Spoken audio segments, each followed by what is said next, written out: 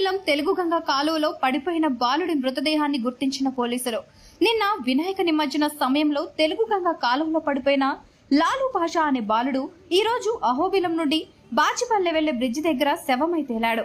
పాపం ఆ తల్లిదండ్రుల ఆవేదన చూస్తుంటే కడుపు తరుక్కుపోతుంది.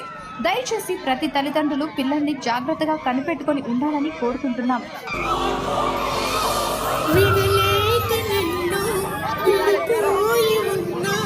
కలిసి